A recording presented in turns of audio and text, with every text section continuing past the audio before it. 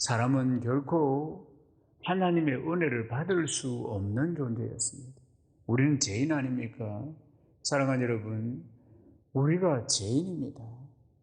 우리는 우리 죄로 말미암아 심판을 받았어요. 한 번 죽는 것은 사람에게 정한 것이고 그 다음에 심판을 받아서, 죄의 삭은 사망이니까 죽어서 그 다음에 심판받아서 지옥의 영원한 불못으로 갈 그런 존재인데도 불구하고 하나님이 우리를 너무나 사랑하셔서 우리가 하나님을 알기도 전에 우리는 사주팔적 운명에 매여서 이 세상 쫓아가고 있는데, 이 세상 풍속을 쫓아가고 우상 섬기고 있는데도 불구하고 하나님 우리를 너무나 사랑하셔서, 그래서 예수 그리스도를 이 땅에 보내주셔서 우리가 하나님을 알기도 전에, 우리가 하나님을 믿기도 전에 하나님께서 먼저 우리를 사랑하셔서 예수 그리스도를 이 땅에 보내주셔서 내 대신 죽게 하시고, 그리고 그 보혈 피로 우리 죄를 씻어주시고 우리가 구원받아서 하나님을 믿어서 21일 동안 새벽 기도를 하고 오늘 귀한 예배의 자리까지 오게 한 것이 전적인 하나님의 은혜입니다.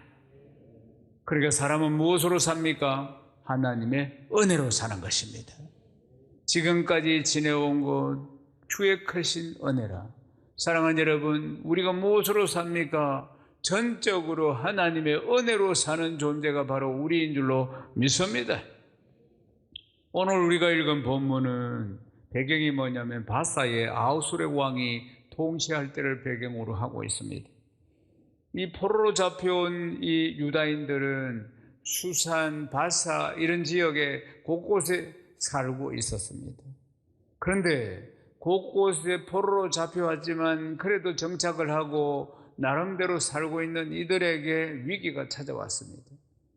하만이라는 사람이 이제 왕 다음에 이제 권력이 있는 인물로 등장하게 됩니다.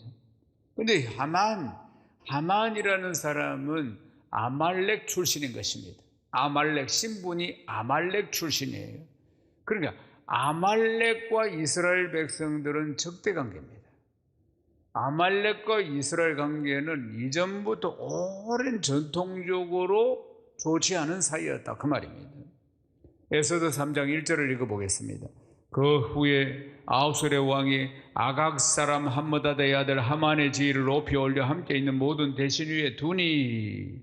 그러니까 하만이라는 사람을 지금 방금 읽은 3장 1절 말씀에 소개를 하고 있는데, 지위가 왕이 높여가지고 넘버 2가 됐다 이럽니다. 왕 다음의 자리로 올려놨다, 그 말입니다. 그런데 아각 사람이라고 합니다. 아각 사람이 무슨 뜻인가? 사무엘상 15장 18절을 읽어보겠습니다. 아말렉 사람의 왕 아각을 사로잡고 칼날로 그의 모든 백성을 진멸하였으되, 사울 왕과 아말렉과 전투가 벌어져 가지고 그래서 아말렉 왕인 아각을 생포해서 왔습니다. 근데 사무엘 선지자가 왕을 죽입니다. 그러니까 말하자면 아말렉 족속인 것입니다. 아각의 후손이라 하는 것 자체가, 역사적으로 이스라엘과 아말렉은 대적 관계입니다. 완전 적대적인 관계라, 그 말이에요. 출애굽기 17장 14절도 읽어보겠습니다. 여호와께서 모세에게 이르시되 이것을 책에 기록하여 기념하게 하고 여호수아의 귀에 외어 들리라. 내가 아말렉을 없이 하여 천하의 기억도 못하게 하리라. 아멘. 출애굽 말씀을 보면은 이렇습니다. 아말렉과의 지금 모세가 손을 들고 기도하는 이 전쟁이, 이 싸움이 있기 전에 머리바 사건이 있습니다. 머리바 사건이 뭐냐면 이스라엘 백성들이 광야를 가는데 목이 마르니까 하나님을 원망하고 그리고 모세를 원망하는 사건이 머리바 사건인 거예요. 그래서 하나님 앞에 막 불평을 합니다. 물론 쉽지 않은 여정 아니겠습니까? 광야길을 간다는 것이 그들이 힘들고 어렵다는 이야기입니다. 그러니까 목이 마르니까 하나님 앞에 막 분노하면서 원망하고 이런 장면들이 나옵니다. 그래서 반석을 쳐서 이제 생수가 나와서 물을 먹게 만드는 장면들이 나오게 되는데, 그때 이제 이스라엘 백성들이 200만 명이 이동을 하니까 그 중에는 병든 자들도 있을 것이고 힘든 자들도 있을 것이고 연약한 자들도 있을 것입니다. 그러니까 200만 명의 대열들이 앞에는 건강한 자들이 서고 쭉 먼저 나가고, 그리고 병들거나 힘들거나 이런 자들은 맨 뒤로 쳐졌다, 그 말입니다. 맨 뒤로 쳐져 있는데 이 아말렉이 맨 뒤를 쳤다 이 말입니다. 연약한 자, 병든 자, 잘 걷지도 못하는 자, 이런 자들을 쳐버렸다 그 말입니다. 그러니까 비열한 모습을 보여요. 비열하다고 지금 표현하는 이유가 이것 때문에 이야기를 하는 하나님께서. 그러니까 이 비열한 자들을 이들이 공격을 했을 때 하나님께서는 뭐라고 하셨느냐? 하나님을 두려워하지 아니한 자들이야. 하나님을 두려워하지 않는 자, 하나님을 무시하는 자들이었다 그 말입니다. 그러니까 하나님께서는 이스라엘 백성들에게 대대로 아말렉과 더불어서 싸워야 한다 이렇게 말씀하신 것입니다. 이게 명령이었습니다. 그런데 아말렉 출신인 하만이 지금 이 나라의 인자가 되었습니다. 그러니까 결코 유다인들에게는 이루어올 수가 없습니다. 그들은 전통적으로 적대 관계에 있었기 때문입니다. 그런데 이 나라 왕이 하만의 지위를 경고해 주기 위해서 모든 백성들에게 하만을 향해서 무릎 꿇고 엎드려서 절하도록, 하만을 보면은 엎드려서 절하도록 왕이 명령을 합니다. 그런데 이제 유다인이고 모르드게, 에스드 왕비의 삼촌인 모르드게는 결코 하만에게 무릎을 꿇을 수가 없는 겁니다. 하만에게 무릎을 꿇고 엎드려서 절한다는 것은 그를 신격화하는 것이고 그를 섬긴다는 뜻인데 그가 아말렉 족속이기 때문에 결코 그럴 수가 없는 것입니다. 하나님께서는 아말렉 족들과 싸워서 없애야 된다고 말씀하셨지 어떻게 그들을 경배해라고 하시지 않았기 때문에. 그래서 이제 하만이 지나갑니다. 하만이 지나가는데 온 백성들이 왕이 명령했기 때문에 그래서 무릎 꿇고 엎드려서 절을 하는데 모르드게는 딱 써 있었다 이 말입니다. 모르드게는. 그러니까 이 일을 하만이 분노합니다. 분노하지요 말하자면. 그래서 이제 하만이 알아보니까 왜 저 사람이 왜 제가 서 있었느냐 알아보니까 유다인이라 이 말이에요. 그러니까 유다인이기 때문에 자기한테 절을 하지 못하겠다 이 말이에요. 그러니까 하만이 이때다. 그렇다면 유다인들을 이 전국에 있는 유다인들을 다 찾아가지고 다 멸하자. 하만이 이런 술책을 꾸민 것입니다.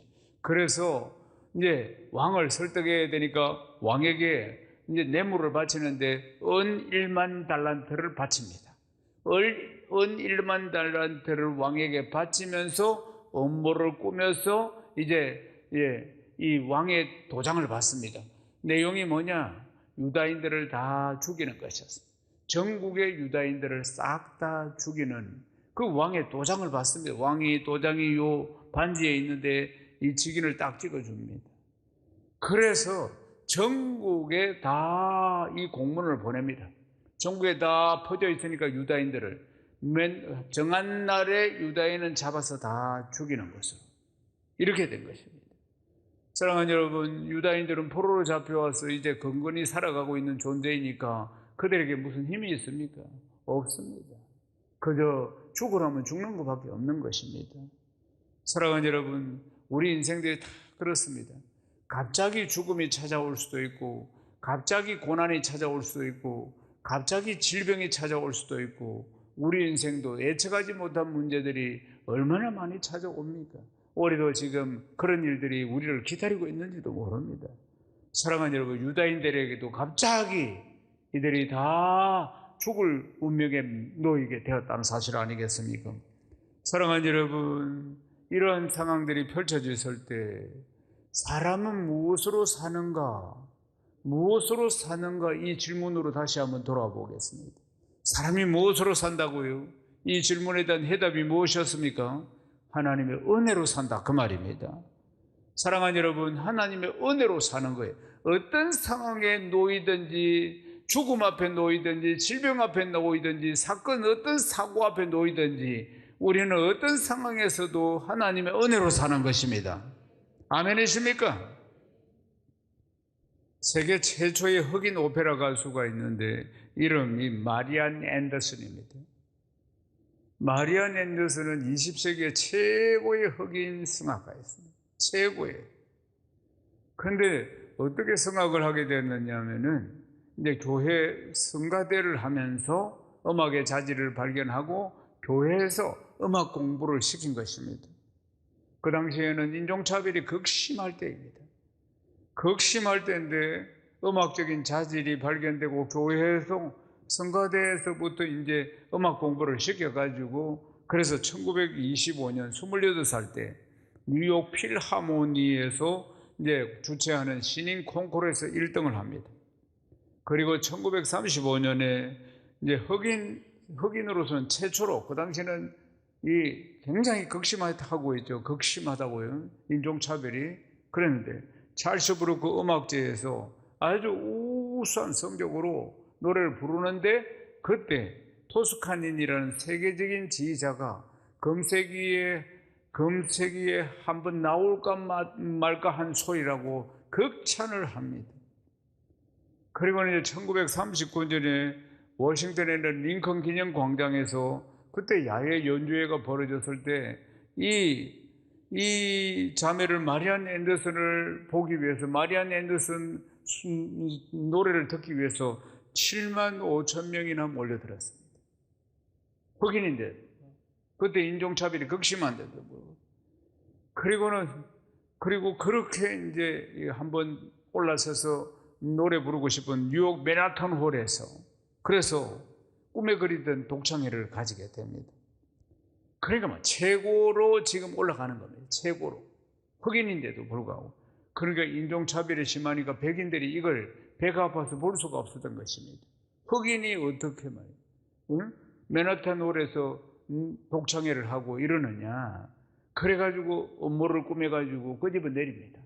여러 가지 말을 만들어가지고 숱한 모함 속에서 결국은 나가 떨어집니다. 이 자매가. 이 인종차별과 숱한 모함 가운데 낙심에 빠지고 시리에 빠지고 그리고는 나중에 극단적으로 다시는 노래를 하지 않겠다. 이렇게까지 갑니다. 그때 쓰러져 있는 이 자매에게 그 어머니가 다가와서 위로의 말을 전합니다. 등을 쓰다듬으면서 얘야, 먼저 은혜를 알아야 한다. 오늘 네가 여기까지 온 건 진짜 하나님의 은혜다. 그 은혜를 깨달아야 한다. 이렇게 이야기를 하는 것입니다. 인종차별이 극심한 때에 어떻게 세계 최고가 되었느냐 이 말이에요. 그게 전적인 하나님의 은혜. 전적인 하나님의 은혜. 그러니까 그때서야 은혜가 떠올랐습니다. 그렇지. 응? 흑인이 내가 이 자리까지 올 수 있던 건 전부 하나님의 은혜. 맞아. 하나님의 은혜네. 그러면서 이제 평안을 회복합니다. 그러면서 감사를 회복합니다. 그러면서 다시 재기를 하게 되고 다시 한번 일어나서 세계 최고가 되는 일들이 일어났다는 사실입니다. 사랑하는 여러분, 지금까지 우리는 무엇으로 살았습니까? 다시 한번 대답해 보십시오. 은혜로 산 것입니다. 하나님의 은혜로. 우리가 이 일을 꼭 기억해야 합니다. 지금까지 살아온 것이 전부 하나님의 은혜를, 내가 잘나서 내가 열심히 해서 그래서 내가 산 것이 아님을 기억해야 합니다. 전적인 하나님의 은혜로 내가 살아왔다는 사실 아니겠습니까? 이 사실을 기억한다면 어떤 일들이 내 앞에 터진다 할지라도, 심지어는 죽음이 찾아온다 할지라도, 사랑하는 여러분, 어떤 어려움이, 생각도 못한 어려움이 찾아온다 할지라도 하나님의 은혜를 기억하면, 이전에도 그 은혜 속에서 내가 이 일을 당당히 다 해결해 왔다는 사실을 기억해내면은, 사랑하는 여러분, 이번에도 정면 돌파할 수도 있는 줄로 믿습니다. 이것이 바로 은혜 위에 굳게 섰을 때 일어나는 일인 것입니다. 베드로전서 5장 12절 말씀을 읽겠습니다. 내가 신실한 형제로 하는 실루아노를 말미암아 너희에게 간단히 서서 권하고 이것이 하나님의 참된 은혜임을 정언하노니 너희는 이 은혜 위에 굳게 서라. 이 은혜 위에 굳게 서라. 이 은혜 위에 굳게 서라. 은혜를 붙들어야 한다 이 말입니다. 어떤 상황 가운데서도 하나님이 나와 함께 하시고 영원토록 나와 함께 하신다고 약속하신 하나님의 은혜, 지금까지 은혜로 살았다는 것을 기억해야 하는 것입니다. 그러면은 하나님의 은혜는 어떤 풍파 속에서도 나와 함께 하시고 불꽃 같은 눈으로 나를 지켜주시고 어떤 고난이 찾아온다 할지라도 다 은혜로 이겨나가고 승리하게 될 줄로 믿습니다. 하나님께서는 일찍이 유다인들에게 이미 은혜를 베풀고 계셨음을 볼 수가 있습니다. 하만의 일이 있기 전에 그 전부터 하나님은 역사하고 계신 것을 볼 수 있습니다. 에스더 앞에 왕비가 와스디입니다. 와스디가 폐위됩니다. 그때 왕비 후보들이 수없이 많이 있었습니다. 왕비 후보들이 수없이 많았는데 에스더가 왕비가 될 줄 아무도 몰랐습니다. 에스더는 유다인이고 포로로 잡혀온 신분이고, 그런데도 에스더가 왕비가 됐다 이 말입니다. 이 나라를 위해서 하나님이 전부 다 예비하신 작업이라는 것을 우린 다 지나간 선에서 보니까 그런지 하나님이 이미 다 역사하고 계셨다는 것을 볼 수가 있습니다. 사랑하는 여러분, 우리 인생은 불가능하다고 생각해도 하나님은 가능하신 분이십니다.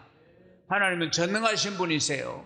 하나님의 역사를 내 머리로 제한해서는 안 된다는 걸 기억해야 합니다. 하나님 말씀 한마디로 온 우주를 창조하신 분이십니다. 사랑하는 여러분, 이 전능하신 하나님의 은혜에 우리가 참여하기 위해서는 우리에게는 믿음이 있어야 하는 것입니다. 에스더는 믿음의 결단이 필요했습니다. 모르드게 삼촌 모르드게를 통해서 유다인들이 다 하만의 계계로 인해서 죽게 되었다 하는 사실을 듣게 됩니다. 길이 딱 하나밖에 없습니다. 왕 앞에 나아가서 이 음모를 이야기하고 이 유다인들을 살려내는 길 외에는 없는 겁니다. 그러나 그 당시에 법이 왕이 부르지 않으면 왕비라도 왕 앞에 나갈 수가 없고, 왕이 부르지 않았는데도 왕 앞에 나가면은 적결 사형인 겁니다. 누구든지. 그 당시에는 뭐 왕을 암살하거나 또 왕을 독살하거나 이런 일들이 많이 있었기 때문에 허락받지 않고는 왕비라도 나갈 수가 없고, 왕이 그러니까 검규라는 이 지팡이가 있는 막대기가 있는데 이걸 내밀어야지만이 그걸 잡고 올 수가 있는 것입니다. 왕이 이걸 내밀어야 하는 거예요. 그런데 에스더를 부르지 않았는데, 왕비를 부르지 않았는데 그동안 한동안 또 부르지 않았어요. 보면은 성경을 보면은. 그런데 에스더가 지금 이 문제를 해결하기 위해서 왕을 만나려고 하는데 목숨을 걸어야 합니다. 목숨을 걸어야 해요. 그러니까 에스더가 죽으면 죽으리라는 각오로 이제 결단하는 모습을 볼 수가 있습니다. 에스더 4장 16절을 읽겠습니다. 당신은 가서 수산에 있는 유다인을 다 모으고 나를 위하여 금식하되 밤낮 3일을 먹지도 말고 마시지도 마소서. 나도 나의 시내와 더불어 이렇게 금식한 후에 규례를 어기고 왕에게 나아가리니 죽으면 죽으리다 하니라. 나도 금식하고 규례를 어기고 왕에게 나아가리니 죽으면 죽으리라 각오로 나가겠습니다. 이런 이야기를 하는 것입니다. 사랑하는 여러분, 이게 믿음의 고백 아니겠습니까? 사랑하는 여러분, 믿음의 고백 위에 하나님이 은혜를 베푸십니다. 아멘이십니까? 에스더는 왕 앞에 나아가기로 금식하며 결단하는 거 아니겠습니까? 그래서 에스더가 금식하고 왕 앞에 나아가게 되는데 정말 죽을 수 있는 겁니다. 죽는 겁니다.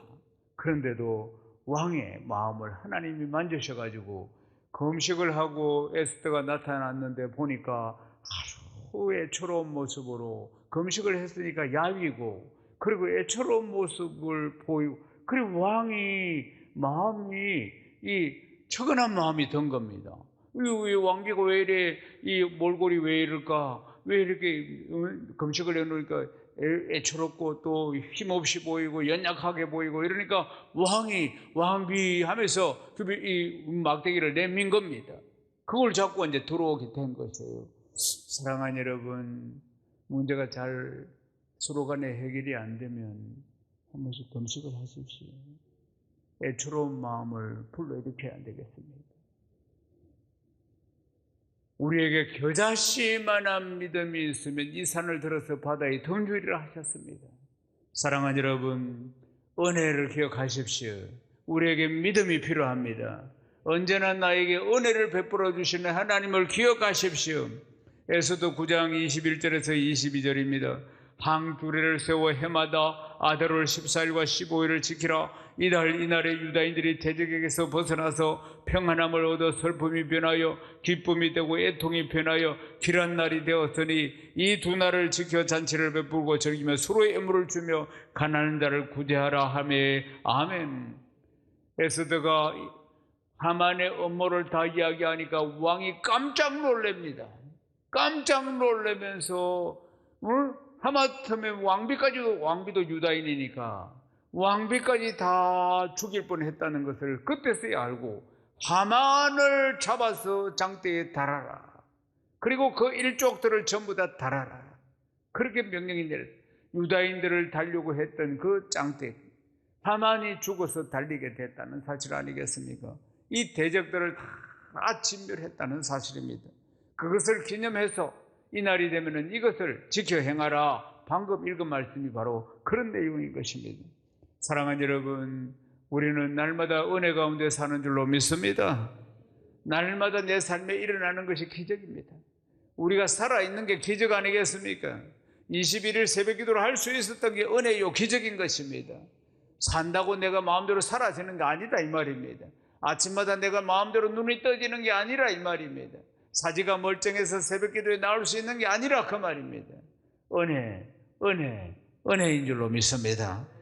사랑하는 여러분, 은혜 속에 살고 있다는 것을 다시 한번 기억해야 하는 것입니다. 히브리서 4장 16절 말씀을 읽겠습니다. 그러므로 우리는 긍휼하심을 받고 때를 따라 돕는 은혜를 얻기 위하여 은혜의 보좌 앞에 담대히 나아갈 것이니라. 사랑하는 여러분, 은혜의 보좌 앞으로 담대히 나아가야 합니다. 아멘이십니까? 때를 따라 돕는 은혜를 받기 위해서 은혜의 보좌 앞에 담대히 나아간다는 뜻이 무엇입니까? 하나님 앞에 영과 진리로 예배를 드려야 하는 것입니다. 예배가 하나님의 보좌 앞에 담대히 나오는 것입니다.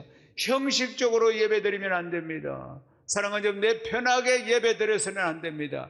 온 마음을 다해서 우리가 그 은혜를 사모하면서 은혜의 보좌 앞에 예배를 내 마음을 다해서 내 온 정성을 다해서 영과 진리로 하나님 앞에 예배 드려야 할 줄로 믿습니다. 형식적인 예배 안 됩니다. 그냥 와서 때우는 예배, 잠시 졸고 가는 예배 안 됩니다. 오로지 하나님을 높이는 예배, 온 마음을 다하는 예배, 이것이 은혜의 보좌 앞에 담대히 나아가는 것인 줄로 믿습니다. 사랑하는 여러분, 예배가 얼마나 중요한지 모릅니다. 때를 따라 돕는 은혜를 받기 위해서는 은혜의 보좌 앞에 우리가 담대히 잘 나아가야 할 줄로 믿습니다. 다시 한번 새롭게 내 예배를 갱신해야 한다는 사실을 기억해야 합니다. 그리고 또한 사랑하는 여러분, 은혜가 있는 자리에 나아가야 합니다. 은혜 없이는 우리가 살 수 없으므로 은혜가 있다는 장소에는 발벗고 나서서 달려가서 그 자리에 가서 은혜를 받아야 하는 줄로 믿습니다. 사랑하는 여러분, 먹고 사는 것보다 더 중요한 것은 은혜를 받는 것입니다. 은혜의 자리로 나아가야 합니다. 아멘이십니까? 때를 따라 돕는 은혜를 얻기 위하여 은혜의 보좌에 담대히 나아갈지어다. 때를 따라 돕는 은혜를 받기 위해서는 그 은혜의 보좌에 은혜가 있는 자리, 이번에 국제 컨퍼런스에 다 참석하셔서 이 은혜 받으시기를 주님의 이름으로 축원합니다. 고린도후서 6장 2절 말씀 읽겠습니다. 이르시되 내가 은혜 베풀 때에 너희에게 듣고 구원의 날을 들어왔다 하셨으니 보라 지금은 은혜 받을 만한 때요 보라 지금은 구원의 날이로다.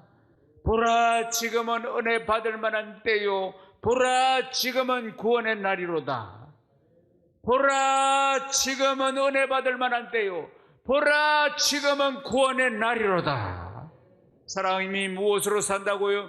은혜로, 하나님의 은혜로 사는 것입니다. 사랑하는 여러분, 우리를 사랑하셔서 은혜를 베풀어 주시지 않습니까? 예배를 통해서 은혜를 베풀어 주시고 또 이번 컨퍼런스를 통해서 폭포수와 같은 은혜를 베풀어 주시지 않습니까? 사랑하는 여러분, 하나님의 은혜는 내 한계를 뛰어넘습니다. 하나님의 은혜는 내 이성을 뛰어넘습니다. 하나님의 은혜는 불가능을 가능케 하십니다. 아멘이십니까? 하나님의 은혜는 내가 상상도 할 수 없는 일들을 이루어 가신다는 것을 기억해야 하는 것입니다. 그래서 우리가 은혜로 사는 것입니다. 사랑하는 여러분, 예배를 회복하시고 예배를 통해서 은혜의 보좌 앞에 담대히 나아가시고 또 건번을 통해서 폭포수와 같은 은혜의 보좌 앞으로 담대히 나아가서 위대한 역사의 주역들이 다 되시기를 주님의 이름으로 축원합니다. 축원합니다. 하나님께 영광입니다. 할렐루야. 아멘.